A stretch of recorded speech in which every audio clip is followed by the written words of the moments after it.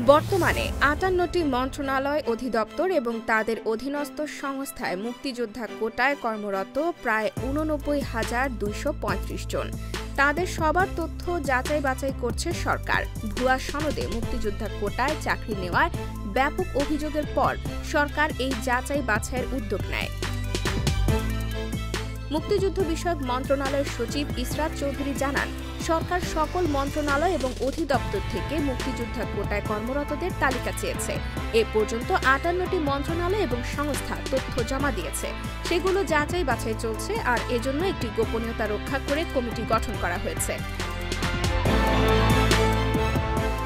১৯৭১ সালে মুক্তিযুদ্ধের পর মুক্তিযোদ্ধাদের সম্মান জানিয়ে তাদের পরিবার এবং উত্তরাধিকারীদের সরকারি চাকরির জন্য কোটা চালু করা হয়। কিন্তু গত কয়েক বছরে মুক্তিযোদ্ধা সনদ নিয়ে ব্যাপক দুর্নীতির অভিযোগ উঠেছে। অনেকেই ভুয়া সনদ তৈরি করে এই কোটা সুবিধা নিয়েছেন।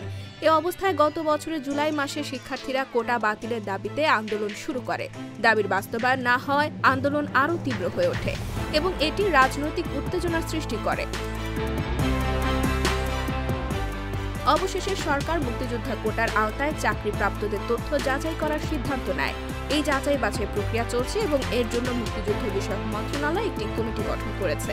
তারা গোপনীয়তার সঙ্গে কাজ করছে এবং সংশ্লিষ্ট তথ্য সংগ্রহ করছে।